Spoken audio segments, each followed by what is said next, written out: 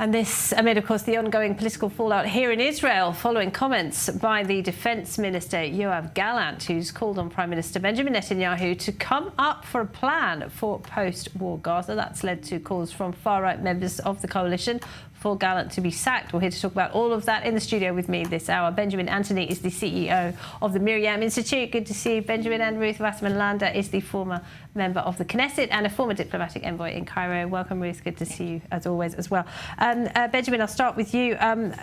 Let's talk about what is happening inside Gaza, because all of the focus has been on Rafah, but there is fierce fighting as well in Jabalia, which was supposed to have been cleared by the IDF. Clearly, Hamas is still very operational there.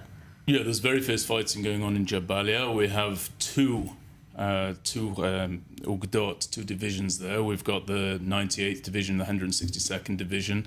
What's particularly disturbing, a disturbing characteristic of the fighting there now, is that there seems to be a lot of RPG incoming against our armoured corps, against our tanks over there. In actual fact, it's thought that the incoming that the tanks have faced partially caused the friendly fire, the tragic friendly fire incident that resulted in the death of 5 of our soldiers. And I don't think anyone should be surprised about the fact that we're operating again in Jabalia. First of all, we're operating in parts of the city that we haven't operated in before. But secondly, what you're seeing take shape, rightly or wrongly, is a transposing of the plans that we have in Judea and Samaria, which is freedom of security operations in Judea and Samaria since Operation Defensive Shield in 2002, as and when we want to, onto the Gazan map. And we're going to see the IDF enter, exit for many, many years to come. This is the start of that process, as I say, rightly or wrongly. And on that note, Ruth Wasserman, the Defence Minister, Yoav Gallant, has come out against the Prime Minister, really. He says he will not allow any kind of military occupation of Gaza by the Israelis. I think that there was a political remark being made, or a statement rather being made, to make sure that sounds coming out of the political coalition do not get picked up by the international arena.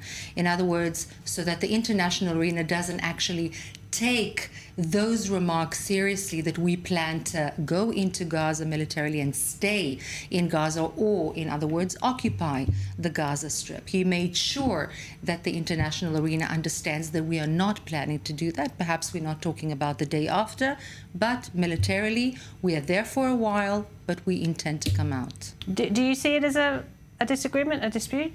I think it's appalling. I think it's absolutely appalling. I'm not somebody who particularly has a lot of vitriol towards Minister Gallant. He's somebody that I think has acted reasonably well since October the 7th and gave a very clear warning prior to October the 7th about the security threats the State of Israel faced. But when you go to Sheba Hospital and you see the amputees, and when you think about the hundreds of thousands of soldiers who've been drafted, when you think about the hostages being held, the fact that there's an open argument in the security cabinet, in the war cabinet, between the Minister of Defence and the Prime Minister is absolutely reprehensible. Those sorts of conversations need to stay behind closed doors. All right, let's pick up on that in just...